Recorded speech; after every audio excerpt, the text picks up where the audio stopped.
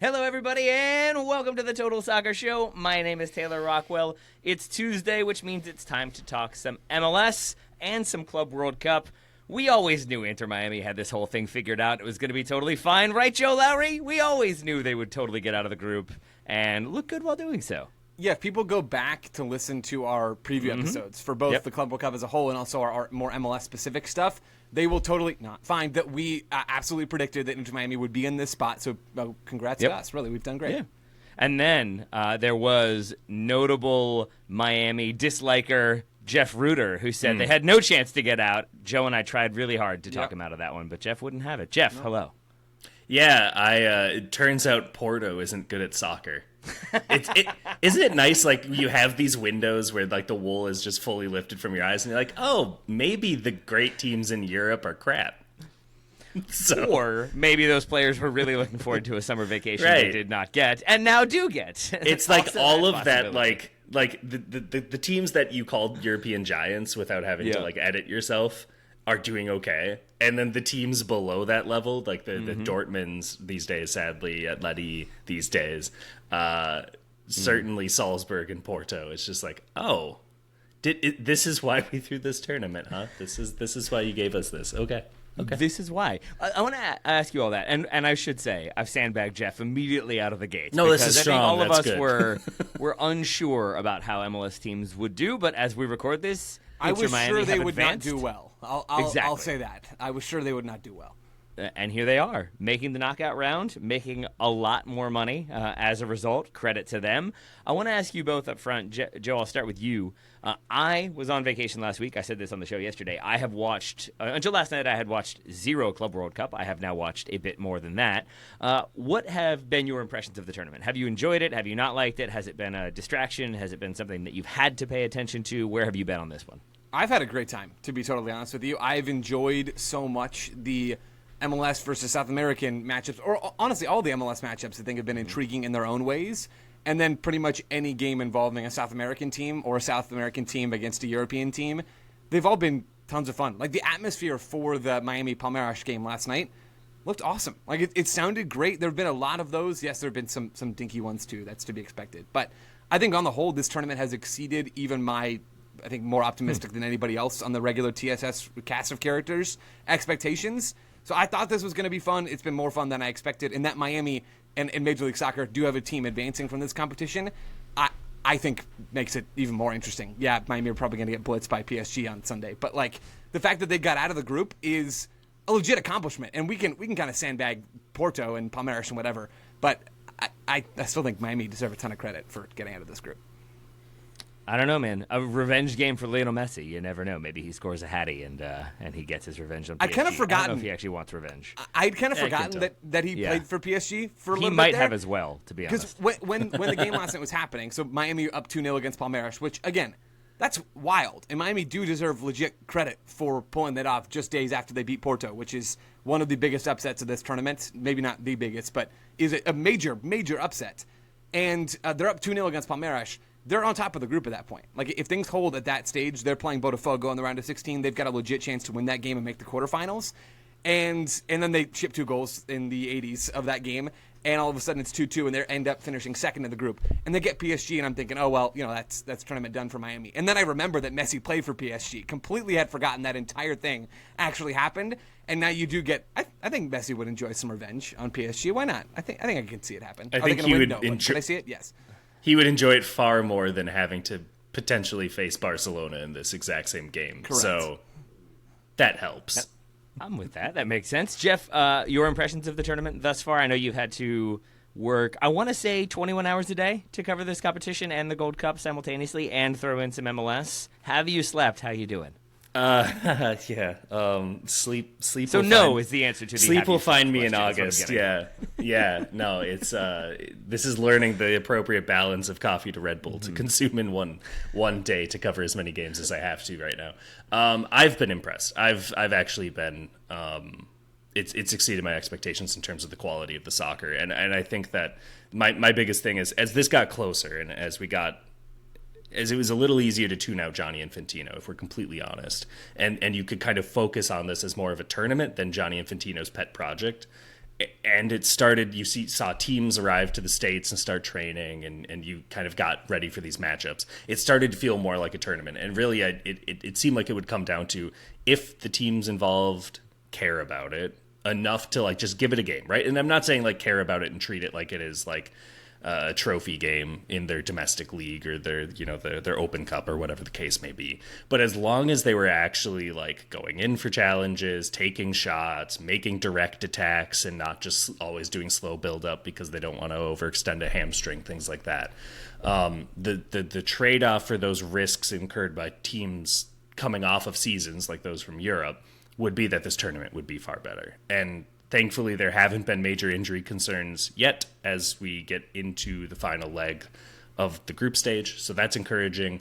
But I would say overall, you look at especially games like Chelsea versus Flamengo, where Flamengo is able to completely flip a 1-0 halftime deficit before Chelsea melts down and then kind of pad it with a 3-1, right? Like that's just good soccer to watch from a neutral perspective. Botafogo beating PSG is another big one. Mamelodi, Sundowns, holding with Borussia Dortmund, I think is something that it's just a lot of these sort of like check your perceptions of, the balance of soccer, because there was a narrative over the last decade, pretty much since Neymar left Santos, that Brazil was now kind of forced to become a selling league in the global landscape. But I think, even that's been challenged. And so I've been enjoying it. The less I have to think about Gianni Infantino, the more I can enjoy this tournament.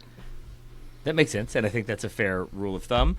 I will say, I think the lasting legacy of this tournament should be that we get our first ever 8-second rule enforcement. Yes. When Mamelodi Sundowns were penalized for taking too long after the goalkeeper caught the ball to restart play. I think that led to a corner kick. Corner kick, yeah. That's kind of fun. That's kind of awesome. Let's get that going some more. Well done, Club World Cup, on that front. If we are discussing the Infantino-ness of things for a moment, which I know Jeff is loath to do, I kind of wish this had just been put on YouTube for free. And maybe like the entire competition for the first round, or like for the first go-round, had been available in a much more ready capacity, because we talked about this yesterday off air. Me trying to figure out how to get DAZN for free to watch games was a challenge. Me realizing that you have to pay to be able to rewatch games because you can't really record them, also a problem. I do think there hasn't been maybe the cultural impact or the cultural interest that I think FIFA might have expected would happen as the tournament went on, and I do think some of that is the lack of availability of this tournament and some of these games. Can we make a coherent argument that FIFA giving away all these games for free is like not accessible? I'm not sure that one holds water for me. Yeah, well, but I mean, I understand more people know how to use YouTube than know how to sign up for DAZN. Mm-hmm. It's really not like that complicated to sign up for DAZN and you get all the games for free. Who's really watching these games back other than us, right? Like, I don't know that one. I'm not sure that one holds water for me. This is more of a me problem. Well, two things. The people watching it back are the people who can't watch live. They're working during it. They have to get their kids through the bedtime routine. You come back to it, right? So there are. I can see 4 games a day. You're fine. Yeah, but like if I'm a fan, the man, Joe. All right. If I'm a fan of Al Ahly and I'm not able to make it to last night's time slot because it is in like the middle of the night, right? Sure. Like maybe there is. I would like to, and I don't want to pay for it. I honestly, to me, it's too reminiscent of what we saw in 2023 with MLS moving to season pass on Apple TV, where they were trying to give this thing away. Season ticket holders immediately got a year of access, right? They were T-Mobile Tuesday, I think, was a perk. One of those, like, kind of if you're a customer of T-Mobile's cell plan, then they give away stuff every Tuesday. Myself, sure, there you go, and that's like I think inherently better. I think a Taco Tuesday is better than a T-Mobile Tuesday. I am a T-Mobile user. But they were basically trying to get this out in front of people and say, see how accessible this is. It's free for a year or whatever. And then Messi signed, and they're still doing that. But there's still so many steps that have to be taken by people to get there, including going to a stable spot with a stable internet connection, which isn't always a given in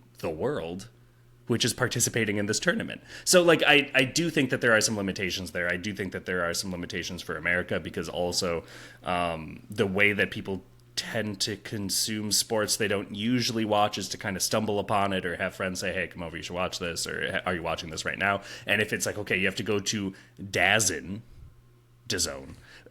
It's a thing that no one's really heard of before this context. Most people, if you're not a fan of like boxing, so I think that it is a barrier to entry in that sense, and I think that the more steps people need to take, I think that in my lifetime I have observed people have less willingness to take more steps to do things, especially with how much of this is just readily available and thrown to you like a new album from U2. So. Just DAZN now mandatory on my phone all of a sudden. I didn't download it, but there it That's is. my life. To your point, Jeff, I did enjoy that when I signed up, when I was asked to sign up, I should say, one of the selling points was like, you can get access to 116 fights. And I was like, that is the wrong tree, fellas. That is not the selling point you think it is for me. Maybe it should be. Maybe we should all get back into boxing. And that's just in the Inter Miami locker room. Hey, speaking of them, Joe, a more functional, put-together Inter Miami team than maybe we've seen in MLS this season. What have you made of their performances, and specifically of Javier Mascherano? Is he figuring this team out? Is he making some changes? Are they going to an MLS Cup? There were changes for that win against Porto, which is the biggest win of any team in MLS history, and I think deserves real credit. Even if Porto were chanting 1-2-3 Cancun, this is like a big win for Miami against a better team, a team with Spanish and Portuguese internationals in that team, and then they end up drawing Palmeiras, a team with tons of Brazilian and Colombian and Uruguayan and Paraguayan internationals all across that roster, like on the bench. You're seeing Brazilian internationals come off the bench for Palmeiras last night. Also Facu Torres, so no team's perfect. But in that win against Porto, Mascherano does make a couple of changes. We see Ian Frey come in for Toto Aviles, who I've thought of now in my head, Aviles as like a double agent. I think that's the only explanation. Somebody else is doubling his salary to shoot Miami in the foot. I'm enjoying that. And we also saw Benjamin Kramaski come into that midfield for Fede Redondo, which is good because Redondo can't run. And in that Al Ahly game, Redondo and Busquets were just like a wet paper towel in the middle of midfield for Inter Miami. And in the first half, they got carved up over and over again in that group stage opener. And it was Oscar Ustari, of all people, who had to bail them out. And Jeff and I talked about that some last week, if memory serves. But in that game against Porto, you have more energy than with Kramaski in midfield. You have Ian Frey, who is just a better soccer player than Thomas Aviles. And all of a sudden, you look a little more coherent. And even after Noah Allen gives up that penalty to Samu in the first 10 minutes of that game, Miami do claw their way back into the winning position. It's a messy magic free kick moment. It's a nice team goal that Velasco Segovia, who's been, I think, quite good for Miami across the board this season. And all of a sudden, Miami have picked up a huge 3 points. It gets them back in the driver's seat to get out of this group. And so I think those changes were excellent for Mascherano. Now, he does go immediately back to Redondo in midfield next to Busquets for that game against Palmeiras. We also don't see Ian Frey in the back line yesterday because he's injured, which is often the case for Ian Frey. But you do get, in that game against Palmeiras, the thing that stood out to me most was Miami being resolute defensively. Like, they were engaged, if imperfect defensively, because Maxi Falcon and Toto Aviles is not like a sterling center back pairing.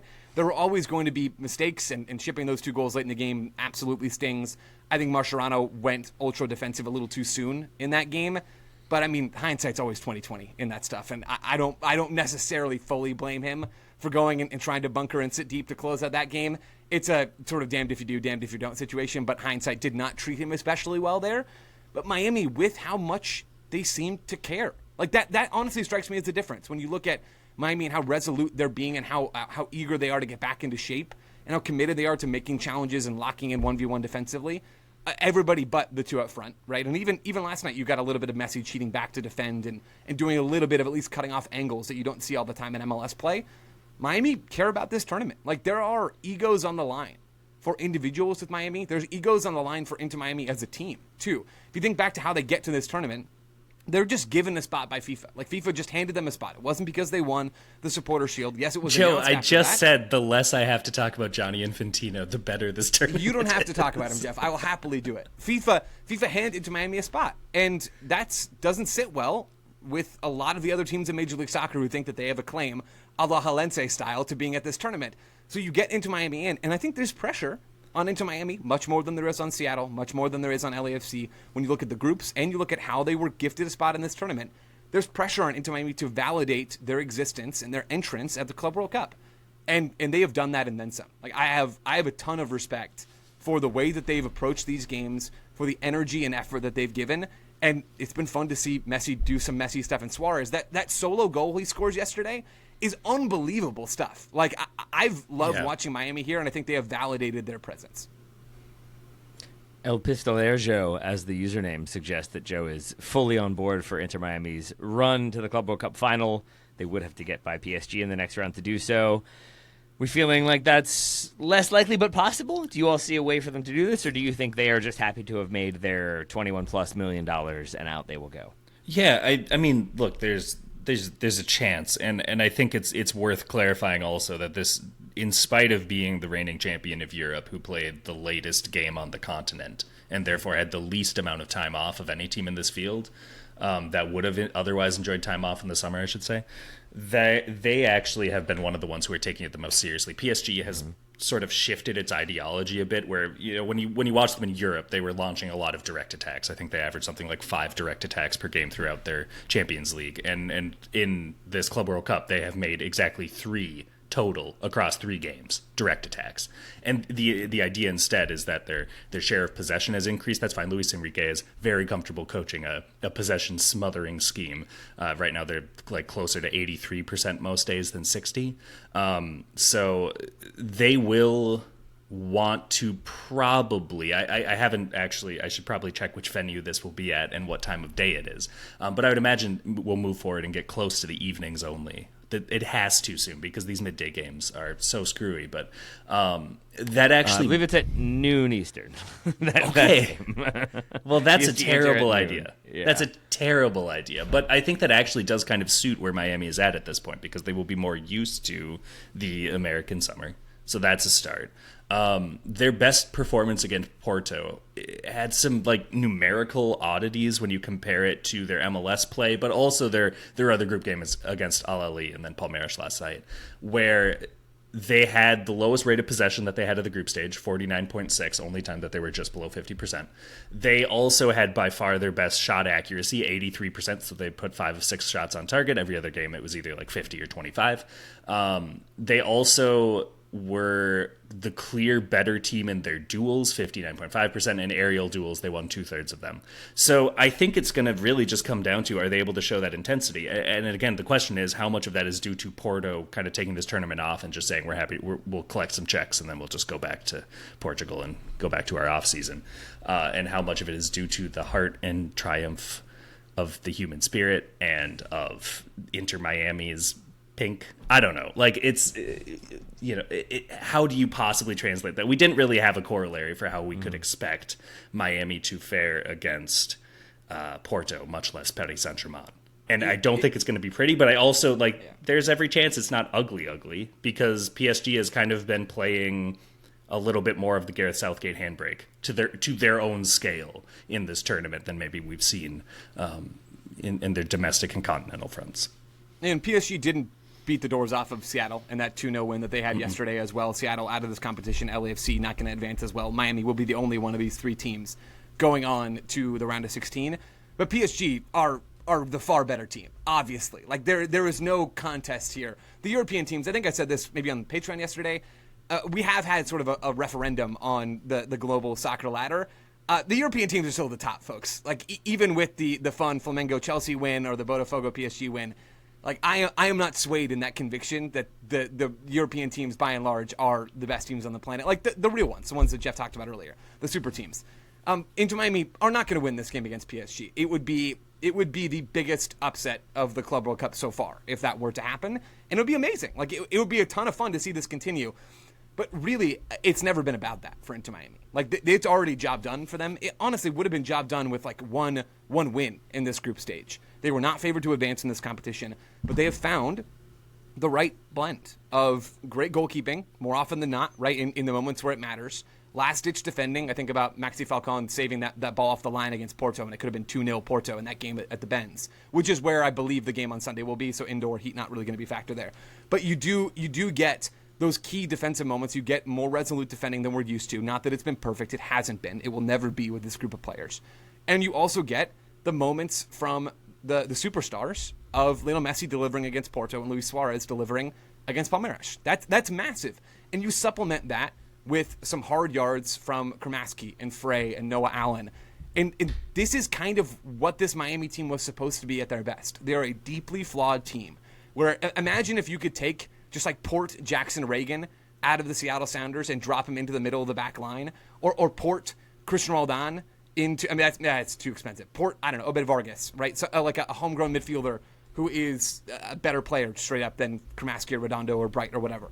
If you could port a couple of those players into Miami, they would be automatic MLS trophy favorites in every competition they're in, right? Outside of the Club World Cup. But that's not their situation. So they're always going to be flawed. But the right mix of things has come together for Miami. And it was going to be this mix of things that had to come together for them to get out of this group. And that's exactly what they've done. And that honestly deserves to be celebrated. Like this, what they've accomplished, the Miami project as a whole, this is one of the big moments for them. Like Leagues Cup was a big moment for them. Say what you want about that tournament. Players cared about that version of the tournament. It was crazy. It was fun. It was wild. Messi's arrival moment was incredible. This is the next moment for Inter Miami. And Toodle Ramen had a great stat that I saw you posted on Blue Sky. Miami have earned $21.5 million so far at the Club World Cup.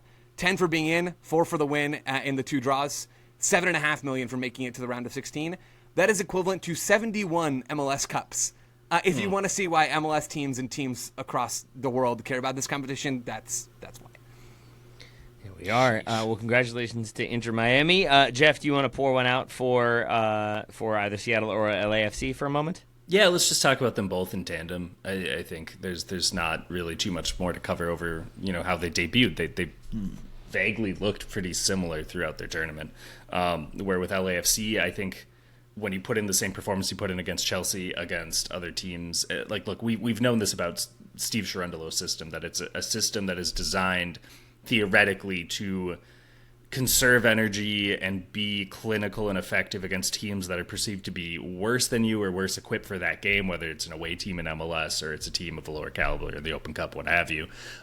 It's a system that can work very well. It does not work very well when you are giving more of the ball to an opponent who is very good with the ball, which is what they have run into throughout this group stage.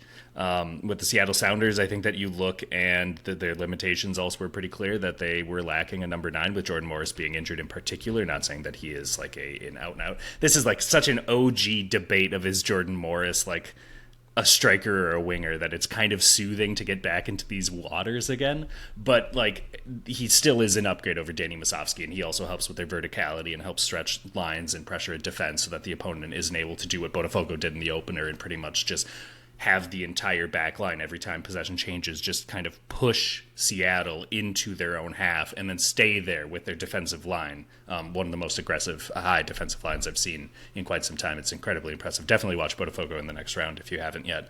But the limitations are going to be pretty obvious there. If you're a team that only has a handful of chance creators, has one too many ball dominant players on the field, in my opinion, when Ryan Kent's on there with Rusnak and Jesus Ferreira, and that you don't have a shooter who's used to just kind of creating goals out of nothing. And so, unfortunately, they're the only team to play a game and not put a single shot on target in this entire tournament so far, which is kind of impressive that we made it this far without one. And that was in that game against PSG. But I think underlying numbers would show just generally they made it a very difficult game. Luis Enrique said as much after the game on the broadcast to DAZN.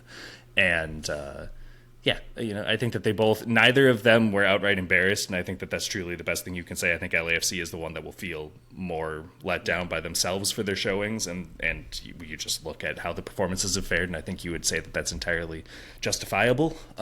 Regrets there perhaps, but I think that when Seattle was handed this draw, by far the most difficult quartet of the tournament, to be able to fare and not have a single blowout in that trio that you ran back to back to back, only an encouraging thing. Joe, any thoughts from you before we call this one segment 1 reviewed? Yeah, I'll do 2 player specific thoughts. I said I wasn't going to say anything about LAFC, but on Denny Bouanga briefly, he had a bad tournament so far, and it's going to be irredeemable in the game that they have later today against Flamengo, because LAFC are already out of this competition even with the game to play. He misses that penalty against Esperance that gives them a chance to equalize, that I believe would at least keep them theoretically able to do something more in this tournament, at the very least to get a result in this tournament. That is a big missed opportunity there. And then I think about the struggles that he had against Chelsea at times as well, where there were, even beyond the losing 1v1s to Reece James, which I can completely forgive, there were just sloppy touches and moments where he didn't even give himself a chance to size up Reece James and to go and attack that way.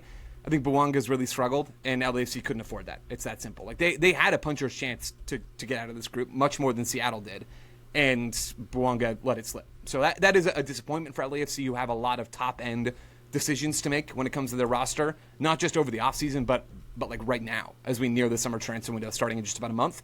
That's one on Bouanga. The other, for Seattle, Christian Roldan's been awesome in this tournament. Like, he has been very, very good. He was the best player on the field for Seattle, I think, across all of these games that they've played. I think he could legitimately be a useful piece for the U.S. men's national team. At this point, I'm not clamoring for him to get starting minutes, but think about where we've seen Christian Roldan in the past for the U.S. It's almost always been higher up the field, right? In the half spaces or playing a little bit wider. He has been excellent this year, probably the best defensive midfielder in Major League Soccer. Like, that has been his positional evolution. Taylor's eyes are so wide right now. I don't think he expected me to say any of this. I did not. I'm enjoying it, though. It's just a weird timeline. It's a weird timeline, Joe. He's playing a completely different role than what we've seen him play with the U.S. in the past, by and large, where he's playing as like one of the dual eights at times under Berhalter, a little higher, a little wider. He's in a deeper double pivot role, which is what Mauricio Pochettino has brought to the table. If you're looking for a guy who has, on merit, like warranted a move back into the general discussion of the U.S. men's national team, we spent a lot of time talking about Seb Berhalter on this show, a lot of time talking about Quinn Sullivan on this show, and I don't begrudge us that, but we should have been talking about Christian Roldan, and I realize that now. He's good enough to be with the U.S. this summer, and he's good enough to be starting for the U.S. But keep in mind, some of this was also wanting to explore alternatives just to ensure, and that's what this whole phase of Pochettino's thing has allegedly been, right? And so in that sense, I kind of always assumed that there was a door back, and that's naive of me, right? But I assumed that this was still very much, look, I know the World Cup guys. And look, all you needed to say in response is Tim Ream still gets call-ups. So, like, no, he is not trying to, like, unturn every stone to make sure he finds everyone. He is calling in the old boys from the World Cup, so to speak. But, I'm completely with you. I think that his evolution has been one that's very tactically coherent. I think it fits in a lot of different systems. I think he can play a lot of roles in an engine room at this point.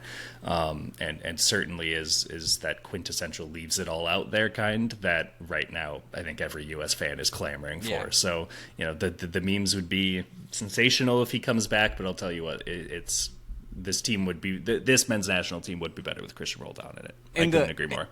And the point that I'm attempting to make, and maybe I made it poorly, is like, this is just a different Christian Roldan. It's almost like it's a completely different player because he's doing a completely different thing on the field. And I think he has blossomed at that thing more than he's blossomed at any other thing in his career so far. And he's been a really good MLS player, but not a national team level player. Like, that's the reality. And I'm not saying that he's going to be playing big minutes for the U.S. at the World Cup. He's probably not going to be at the World Cup next year, and that's fine. But, man, he's been awesome. And even if we're just talking about it from a Seattle perspective, to have his defensive positioning and ground coverage at the base of midfield and his line-breaking passing has been huge for them. So he's not going to be a transformative national team player, but, yeah, he's been great at this tournament and deserves his flowers for that. He's got to be a coach in MLS someday, right? That just looks too appropriate, him on the sidelines. Responsibly managing things and doing a better job than everybody would expect. Yeah, that sounds about right. All right, I like it. All right, well, I like segment one. We're going to come back. We're going to talk cash trades. Very exciting. Back soon. Welcome back to the Total Soccer Show. It's now time to talk some actual MLS. Not just the MLS teams in the Club World Cup, but actual things going on in the league or theoretical things that could happen in the league because we're going to talk cash trades.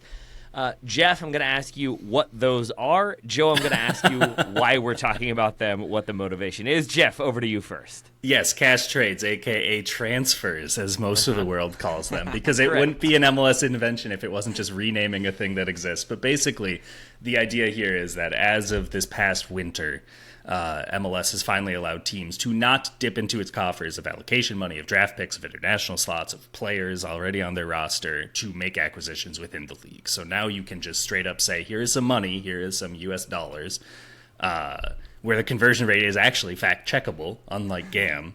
And I would like this player in exchange. And yes, you can still do some stuff as if you're selling internationally. You can convert some of it to game to put back into your roster. You can also pocket some of it if you're a greedy owner. But, each club will operate in their own way. So, yes, as of this winter, and this was just before, who were Jack McGlynn and Dejan Joveljic, I think, were the first two players to go through this. Evander and Lucho Acosta were probably the more notable examples of players moving in the new MLS transfer market that exists. And so here we are mid-season, and Joe and I had an idea, and we would just really like to try it out, Taylor, if that's quite all right with you. I'm excited. Joe, are you as excited? Yeah, I mean, the biggest win of the cash trade rule for Major League Soccer is the narrative of it. Yes. Right? And that's a huge part of why MLS created this in the first place, which is to keep better players in Major League Soccer. And Evander is the best example so far, right? You think about the way this rule has been applied. There are really two categories of players. There are star players who have moved within the league, and there are younger players who have moved within the league. That has been those have been the two big buckets. It's been a lot of U22s, and it's been a lot of DPs. And I believe on the U22 side, the amount that you pay for them doesn't actually have to get applied to your budget charge, if memory serves, which is the whole U22 thing in the first place. I think that also applies when they're moving within the league, which is why we have seen some movement there. But really, when you think about the top end of these guys, getting to keep Evander in Major League Soccer is a win for MLS. He soured in Portland. There was a bad relationship there on both sides. Things had moved on. And in the past, there'd be no mechanism for another MLS team to go out there and sign Evander because he's still under contract. They're not going to be able to pay enough money to the Portland Timbers in allocation to sign him, right? And they couldn't pay them real money. That's how the rules were written before. And so he would have gone to Brazil, or he would have gone back to Europe in some way. But now with this rule, Cincinnati could shell out 8 figures and keep Evander. And now all of a sudden you've got Evander and matchups that you didn't have before, right? Returning, and these games where you get Lucho Acosta playing back in Cincy with FC Dallas earlier on this year, and it's the return and he gets booed. Like that, we didn't have that before. And that's been the best part of all this, is the narrative juice that you actually get to pour on the fire and continue to grow those flames. That has been a ton of fun, and that is the biggest reason why this rule exists. It is, yes, for the narrative, but really it's for the reason that drives the narrative, which is keeping talent in Major League Soccer. That's Joveljic, who had interest from Tigres, legitimate interest, from a huge club, a bigger club than probably any in MLS, maybe outside of Miami. Bigger than massive Kansas City. Team. Yeah. Yeah, and Kansas City come in and they shell out real cash to the LA Galaxy, and they pay him more money than Tigres are willing to pay him. And you keep another highly talented player, now a DP, in Major League Soccer. And so the hook for this, all this discussion was last week, Jeff reminding me that this rule existed. We were talking about the Portland Timbers and them losing Jonathan Rodriguez. He's, according to Tom Bogert, going to be placed on the season-ending injury list for a nagging knee injury. He's only played about 150 minutes this year. Was incredible for them last year as a DP. 16 goals, a bunch more goal contributions and sort of like secondary assists. Really valuable player for Portland. And now they got to shut him down. And by doing that, that is going to open up a DP spot. And my skepticism around Portland is that they've been overperforming their expected goal differential. They've been getting fortunate, I think, in some of these games, and now they're not going to get their established star who knows the team, who knows Phil Neville's system, who knows his role, to come back into the team and to give them a boost, following this little Club World Cup break or whatever it is. And they were going to have to go look abroad to sign a player. And Jeff reminded me that, no, that's not true. They can now look within Major League Soccer to sign a high-level player, even if I think after thinking hard about the names, I think that's maybe unlikely. But it does present us an opportunity to talk through some guys that we think could move or teams that we think could be looking. And Joe, just so we establish your bona fides here, I did go back and find the article I believe you wrote for Backfield, checking. Oh, no, it was Brian McKay, so you don't get the bona fides. Never Who's mind, in our Discord? Joe. Shout out, Brian. Let's go. But yeah, he nailed a number of his predictions when he went through it. He nailed Joveljic leaving the Galaxy. I think he had Jack McGlynn leaving the Union. Josh Atencio has not left Seattle. He has, to my knowledge. He plays for the Colorado Rapids. Yes, he has. Three not trades your fault. nailed. That one was allocation money, if memory serves, not cash. So that makes all the difference. I totally knew otherwise. Facundo Farias definitely not used the cash transfer system with the move to Estudiantes. So some correct predictions in there. I hope that you all nail it just as well with some of these, because Jeff, we'll come to you first. If you've got some potentials, some moves you'd like to see happen, what have you got? Well, I'm going to start with how I came up with these names, because I've got over half a dozen here, but I want to keep it efficient. So, I'm not going to belabor these points because it's all speculative. But the idea basically is I'm looking for two things. One, players who are not playing as many minutes as their perceived talent level or impact, if there's statistical evidence to back this up, from the current season instead of past ones, isn't matching what they could be doing. I'm also looking at some stylistic mismatches, guys who made sense for previous coaches and don't make as much sense now, and so maybe a change of scenery would do them justice. And then also players who have underwhelmed, and teams might be happy to sell within the league to keep some of the stake of, if they had transfer sell-on considerations when they initially bought this designated player in. There's one example here, to move with around the league and then still get some benefit, kind of like a Matthias Pellegrini when he left Inter Miami, I believe. Wow. That was part of it. Yeah, I know. What a pull. You can make a man cover the Club World Cup for 15 hours a day, but you can't make him forget about Inter Miami's initial roster mismanagement. That was so good. That's Wow. the rule. So my first one that I'm thinking of is Duncan Maguire. Is a pretty obvious, just get this guy somewhere else. 13 goals in 2023, 9 goals in 2024. He's still just 24 years old. He's only played 284 minutes. And it was pretty clear that Oscar Pereira was pretty willing to move on from him after 2023. They'd accepted a transfer offer for Blackburn Rovers. They didn't file their paperwork on time. And he is still in Orlando. And the replacement who was signed to replace him is starting over him. And the stylistic kind of heart and soul of the attack, Luis Muriel, has also remained the stylistic heart and soul of the attack. So I genuinely think that the best thing for him at this point would be to go to any team that needs a starting striker in this league. There are several. And I didn't do as much work on this team should bring in this player. I don't have that evidence for you. I'm just going to say generally, if you're listening to this, there are 30 teams, so there's bound to be about half a dozen or more that actually fit this. If your team needs a starting striker and doesn't have an international slot, Duncan Maguire's your boy. How do we track this, by the way? Because that was a thing that I kind of stumbled with in trying to prepare for this segment. Was how can we know who has already made their moves? Is there a database that tracks who has already done their two sales and who has the kind of roster room to make this happen? Yeah, I think, MLS, credit to MLS's PR team. They've been working really hard to give more transparency with things like the allocation money on offer. That's another thing I did check, which teams need to recoup allocation money. So generally, these are teams that have less than $1 million or $1.2 million of allocation money as of March. So that's one part of it. You can also check the squad profiles to tell, are they going 2-4 or 3-3? Are they have senior roster slots? But no, to your point, I haven't found anything that's been they have bought 2 players and sold 1, therefore they can only make 1 more cash transfer. I don't think we're up against it right now because it was introduced so late, relatively. Yeah. It was in the back half of the winter window, where I would guess that's going to be more of a concern for next year. So that's good feedback. And hopefully the league will adopt it in time for the busier winter window of 2025-26. The Duncan shot's a great one, Jeff. I was thinking about the Orlando striker, Glut, as well. Mm-hmm. The only challenge with Maguire is, I believe, according to Tom, he's out 3 to 4 months at the moment with a shoulder injury. I think that's going to make a move difficult, but certainly a name that has been involved in these kinds of conversations. I can say that with absolute certainty, and will continue to be moving forward. And I will say, too, part of that can be long-term planning if you just, I think that there are a lot of club owners who say, I'll never acquire an injured player, but I do think that there is opportunity there to get him in, and then if nothing else, you get him integrated to watch training, watch film, stuff like that, so when he comes back. I don't know. I think he would actually be one of the bigger bargains as I'm looking at the names on my list right now. So this could be an allocation money trade too. But yeah, I think at this point it's just so clear he needs a change of scenery once he comes back. Are we going band for band here? Should I go now? Yeah. I'm gonna toss my my favorite of all of my answers out. I'm gonna start hot and then I'll just get progressively worse. Okay. LAFC's David Martinez as a name to watch. Wow, I think there's 0% chance that this happens, by the way. But David Martinez is an incredibly talented young Venezuelan attacking player for LAFC. You think there's 0% chance? Why are we talking about it? I feel like you think there's at least 1% chance. No, I think there's 0, but I think it'd be cool, and that's why we're talking about it. All right.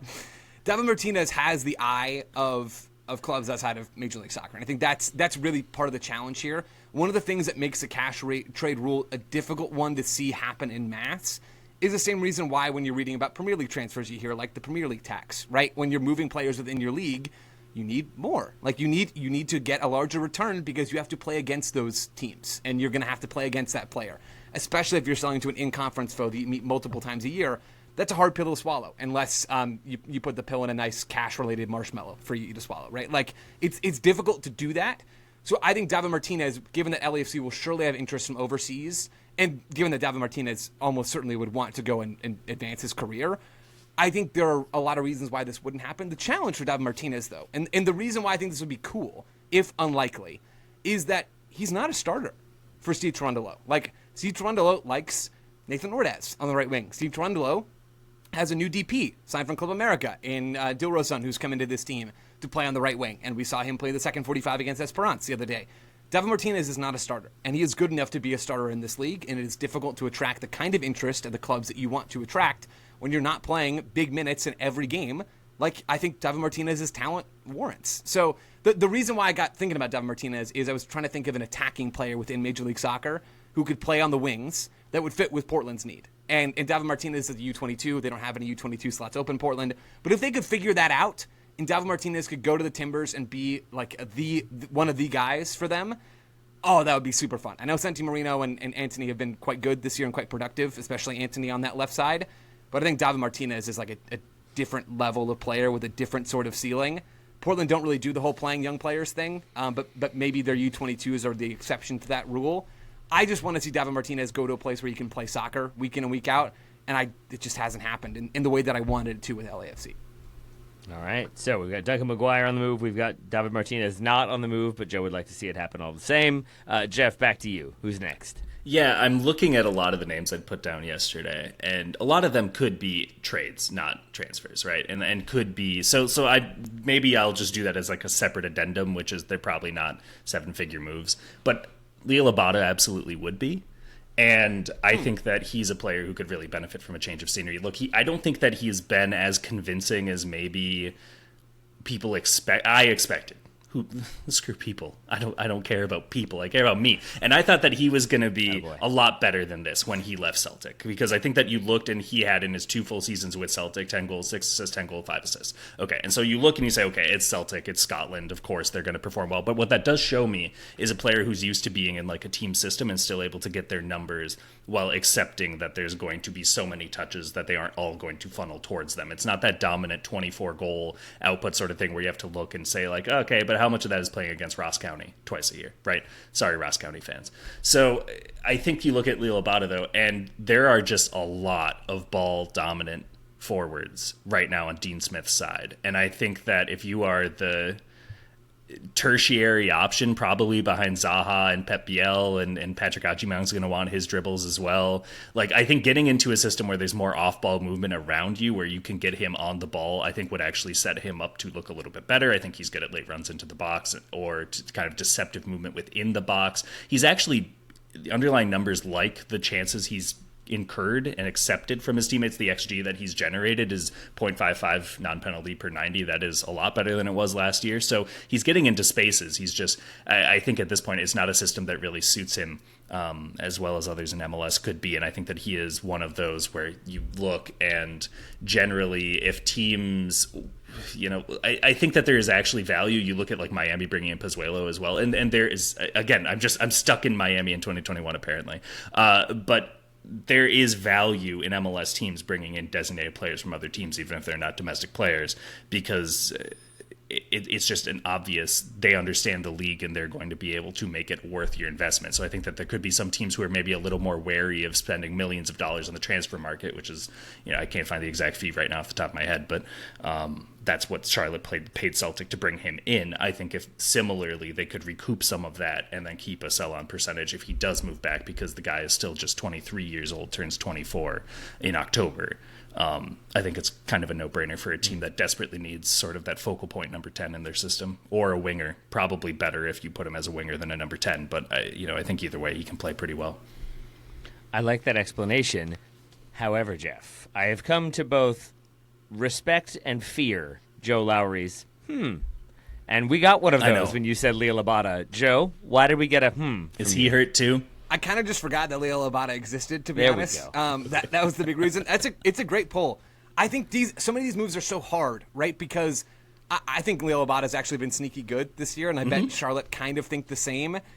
I imagine it would have to be a pretty big number. Sell high. Yeah, absolutely. Yeah, I mean, and maybe that number exists. Like, if we're talking about fits, to go back to the thing that sparked this whole segment, it's Portland, right? I think he'd be a phenomenal option for the Portland Timbers, where he's different, but is another direct wide attacking option. I think he certainly is better as a winger. That's where we see him for Charlotte over on that right side. You could shift him over to the left, and you could play more vertically through Abada. You're not playing hold-up style through Abada like you do through J-Rod, but you are going more route one, and we know that Phil Neville likes himself some route one from time to time. So it's a really interesting shout, and I think Abada is a sneaky good player. I think he's got 5 goals this year for Charlotte, which is a pretty good return for a guy in a team that's not been awesome this year, especially a younger player. I think he had 7 last year, so he's already close to matching last year's total, and we've still got half a season left. Yeah, I think that's a great pick, and part of my as well was you've been more creative than me because I looked through the DPs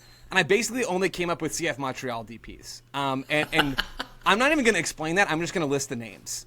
Diogo Gonçalves is one of them for me, where he's in the doghouse or has been in RSL. Has like team officials have talked about that earlier on this year. Has been a almost literal zero on the field for them since he signed last summer, which has been maybe the biggest thing that has scuttled their hopes of being something in the West this year.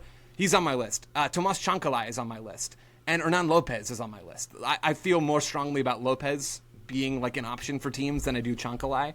But I don't think Bruce Arena loves Hernan Lopez a ton. I think maybe not a lot of folks outside of Michele Giannone love Hernan Lopez a ton. Shout out Michele. I just don't think he's a great player, and I don't think Bruce like really sees him having a huge role in this team. That's speculation, but it's also like what's happened this season so far. I know he's been injured a little bit, but if a team came in and thought we could get something out of Hernan Lopez, I think San Jose would sell because I don't think they would be terribly worried about him coming back to bite them in the league. But Abada is a much more fun name than all those guys because all 3 of those guys I mentioned I don't think are very good. And Abada I do think is good. So I want to see something happen with good old Liel right now. I think the Daniel Gazdag deal also changed my perception of players that maybe are on the market, which is another reason why I'm looking at my list and like, could I have like shot the moon a little bit more ambitiously? Because I think a lot of these are more of, again, the types of players that you would see get traded. But I think that Gazdag was someone that I kind of assumed that they would be.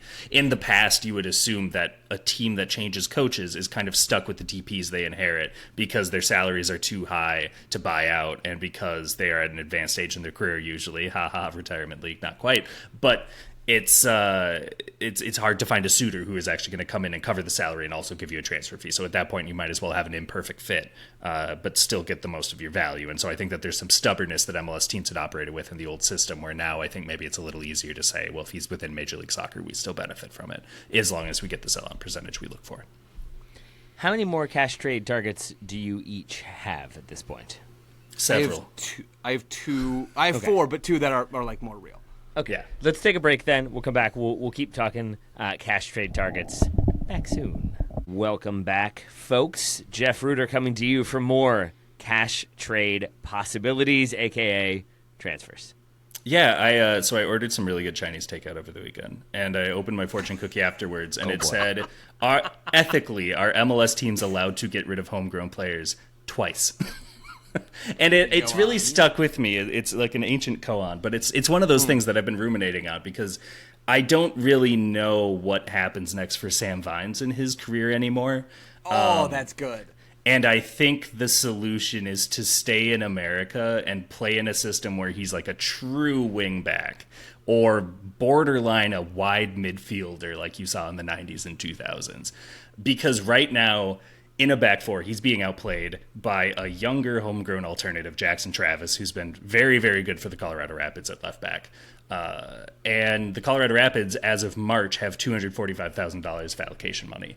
And that is not enough for a team that so often regenerates its roster from within the league. So I think it's one of those things where you look and say, the alternative is ready-made and frankly already stepping into the role. We have the need, and at least we're not sending him back to Belgium. So I think that for the sake of Sam Vines' career, and frankly for the sake of his, look, left back is a very thin position pool, and I think that over the last couple of years, Sam Vines hasn't factored in my consideration for call-ups for the U.S. men's national team, as I'm thinking about this pretty much since qualifying ended for the 22 World Cup. And maybe that squad a little bit, because again, we didn't really have that option, and Joe Scally ended up moonlighting as that option while also being the second or third string right back, which is what he'll probably have to do again in 26.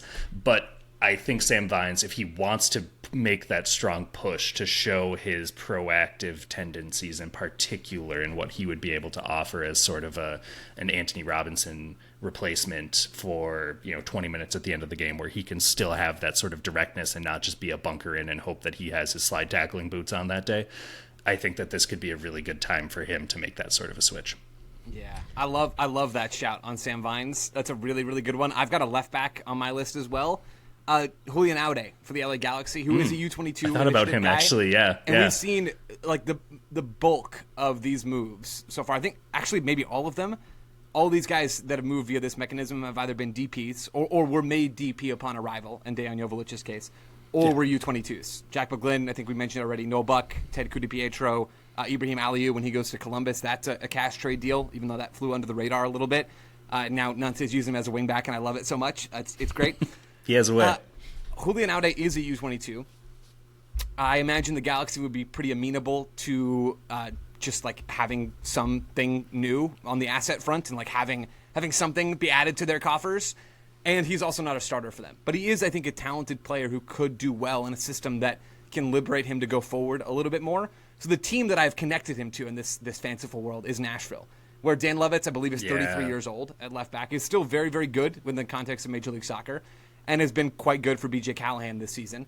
But I like Aude as a player that fits Nashville's suddenly more ball-oriented style, who can get forward and provide width, which is something that BJ Callahan needs at times from his fullbacks because of the narrowness of that 4-2-2 structure.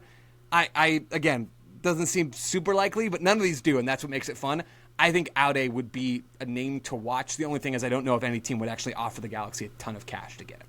And it's funny because the other team I can think of that would make a lot of sense for Aude is the Seattle Sounders, who not just in this Club World Cup, but I think throughout the year teams have been targeting Nuhu Tolo, and I think that his decision-making's been exploited a lot. This has been over the last year and a half now.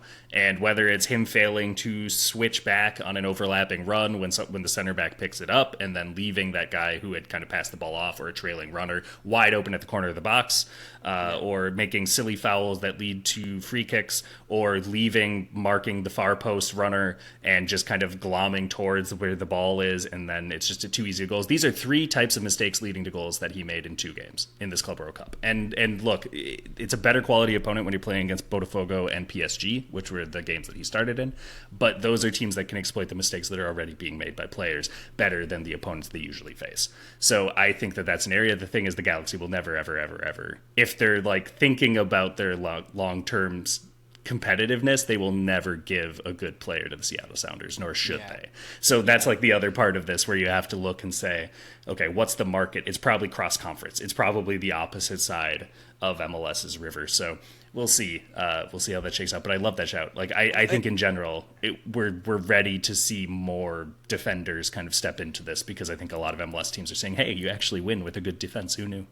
And another matchmaker that is not cross-conference, and so I think would be a little trickier to stomach, would be Minnesota United for Julian Aude. If you think about Josef Rosales, who's been very good for them this year, he's got interest from European clubs, and I think maybe won't be around a ton longer. Marcanic has been really good as a sort of fill-in that left wing back spot. More defense first than vertical, More defense first, and that has value for Eric Ramsey's system, but Aude is a much more talented attacking player, and he will get extra defensive cover by being in that Minnesota team. I think that fit would be a fun one. Jeff, before I get another cash transfer target from you, I'd like to know your thoughts on Andy Nahar. Does he count towards your fortune cookie? For not quite. I think he predates homegrown rules, but I think he's certainly from the DC Academy. Sold to Anderlecht, sold to Olympia, now with Nashville. They got rid of him twice, right? Yeah, that counts. That counts. So take that. See, like they foresaw this in the 14th century when these cookies were written, as we all know. I think your question was, is it ethical? So still up for debate on that one. The 14th century thing explains why fortune cookies are so bad, because they made them in the 14th century. They've been stale for... It's either that or they're invented in America, ripping off another culture. It could be one or the other. That could be. Probably my fault. Probably yours. Now we're moving into the territory of I'm having a hard time envisioning that some of these players would be sold for cash, but I think that the last one... I've been there, son. Welcome. I think that the last one on my list where I'm like, if you saw like a $1.2 million cash transfer for this player, I wouldn't be surprised. It's Andres Pereira who I think people kind of forget is still in MLS. Remember, he was a Colombian youth international. Then he played for the U.S. briefly at the youth level. He earned 1 cap for the United States men's national team as well. He has been bouncing around. He was with New York City, kind of got his career back on track with New York City over the last couple of years as being a quiet part of that midfield. By the way, the New York City midfield over the last few years, I feel like has been one of the best midfields. And mostly I'm saying Keaton Parks has been one of the best midfielders in Major League Soccer, and it's just never discussed in that sort of bracket. It's always sort of like, yeah, Keaton Parks, shame it didn't work out at Benfica, but like he has become another one of those guys that I think has to be considered to bolster the 26th squad. He's someone I would have liked to see in this Gold Cup. But this is not about Keaton Parks, because I do not think that New York City would make Keaton Parks dispensable in their planning. I think that he is sort of that like anchor figure that they have. But Perea lost the number 6 starting spot to Johnny Shore. We talked about him a few weeks ago, a teenage homegrown. So there is a lack of minutes that he's getting right now, and a ready-made replacement where New York City doesn't really have to overthink this. They just have to look for someone who's maybe more of a veteran who can come in and be that sort of supporting figure, come in for either 30 minutes or start every Wednesday or whatever the case may be, as you're trying to keep Johnny Shore's legs from going out too soon. Perea is a proactive tackler, not necessarily a good one. If you look at his rate stats, there's not as much, but he is good to stick a foot in. And so in the right system, you might say, having that sort of proactiveness, we can coach the when to do it a little easier than trying to get a timid tackler who is very consistent to do more often. I think sometimes it's a little harder to do it that way. And he's a good line breaker with his passing most of all. He's very above average with his 35-plus yard passes, and so breaking lines I think is something that can work very well too. So someone where, again, it's maybe still a little bit of a reclamation sort of assignment, and there isn't that ready-made fit, but there is a starting defensive midfielder in there somewhere, I think, and we're just not seeing it right now with New York City. Joe, you good with Andres Perea on the move? And if so, where would you like to go next with yours? Oh, I am good with Andres Perea on a move. That's a fun one. I have on my list someone who's close to Jeff's, if not heart, like emotionally, physically at least close to Jeff's heart, and that's Sangbin John. Jeff, he's not in the room. I was like, where's Ibsen? I don't see him. But Minnesota United U22 player, scored several goals last season, but has had his role really decrease this season. And I'm quite confident that Minnesota United are listening to offers and would be amenable to getting him onto a team, whether that's in MLS or somewhere else where he can have a bigger role. I think in a lot of ways this has Seattle or Atlanta kind of written all over it, of teams that have realized that going out and spending big money on U22s from outside of Major League Soccer is risky business and is not a terribly efficient business. I think, unfortunately, for Sangbin John, both of those teams probably would prefer to fill their own U22 spots from within and not spend fees on them at all and just promote homegrowns from the academy. It's worked great for Seattle. Garth Lagerwey in Atlanta would very much like to start that assembly line down in Georgia.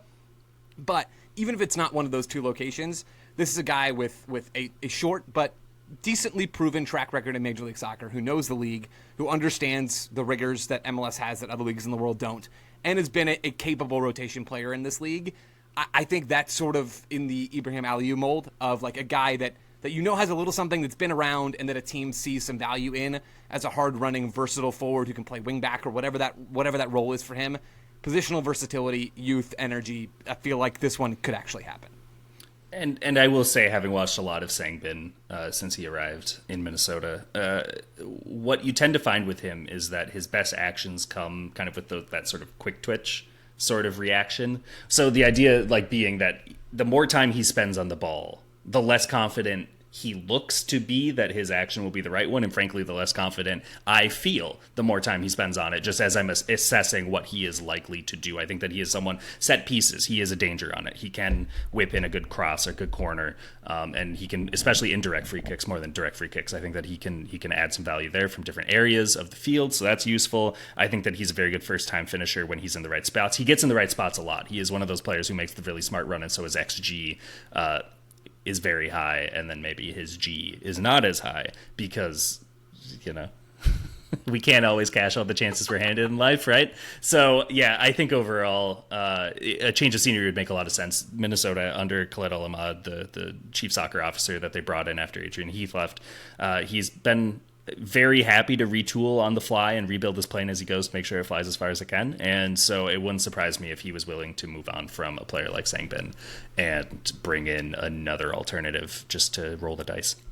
Philadelphia Union, come on down. That's my prediction. I just see made it. it. Feels everything that you said, Jeff, feels extremely Philadelphia Union. Could not agree more. Job done. Job done. Joe, do you have any more players you'd like to nominate? I have two more names that I'll just rattle off. I think these would almost certainly be allocation money transfers because I don't know that either one is high enough value. But two players that I think are starting level players in this league, like actually good starting players in this league. Pedrinho, FC Dallas's very own Pedrinho, came up through Next Pro for them, has been getting some spot starts under Eric Quill this year, is like really good.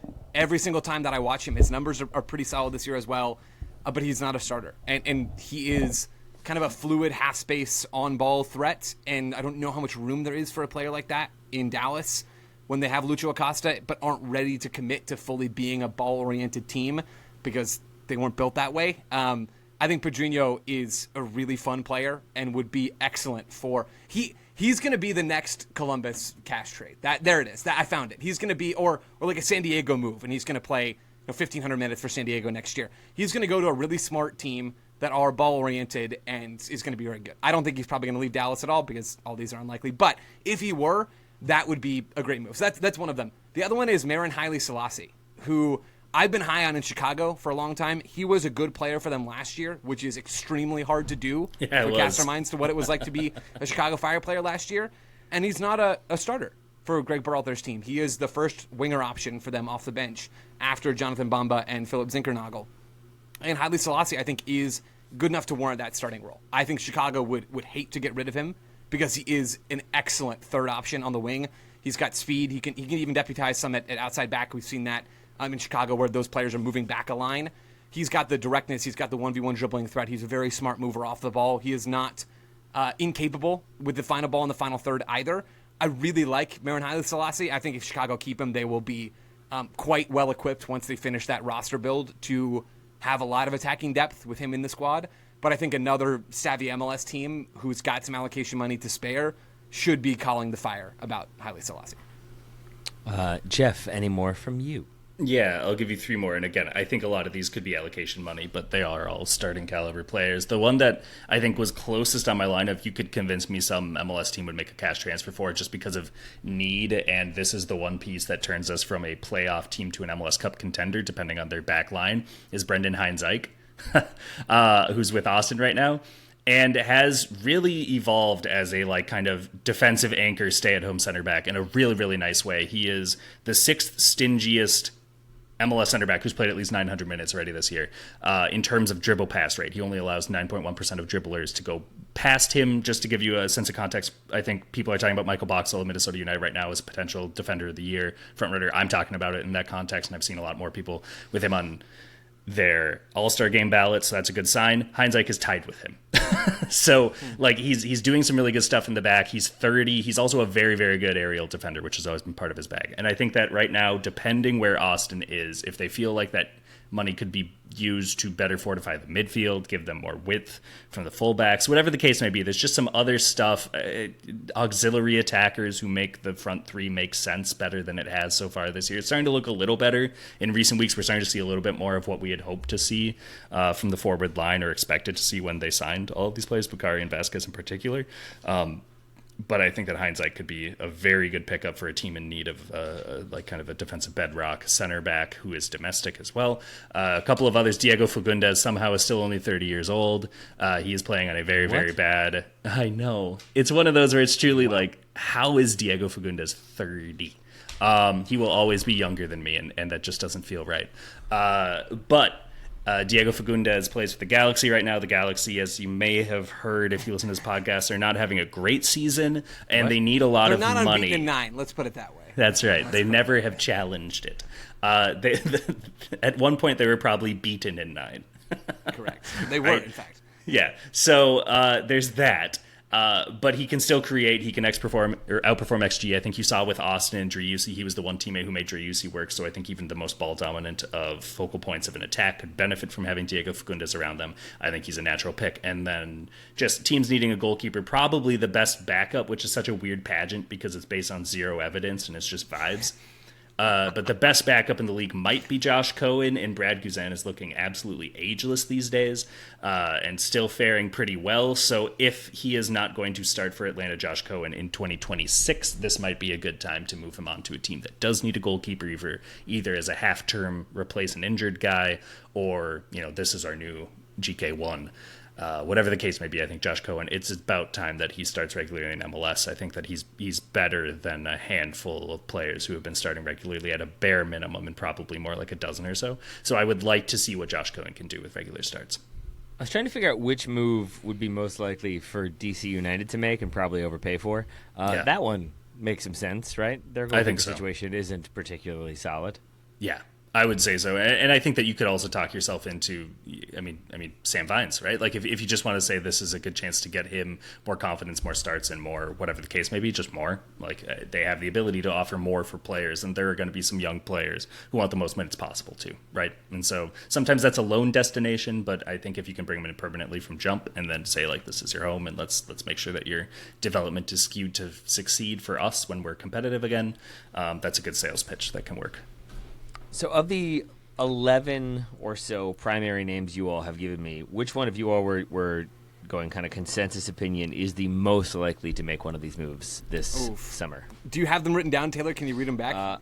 The ones I've written down are Duncan McGuire, Devin Martinez, Leo Labata, Hernan Lopez, Sam Vines, Julian Aude, Andres Perea, Songbin Jun, sorry. I can't read my own handwriting. Pedrinho, Brendan Hines-Ike, and Diego Fagundes.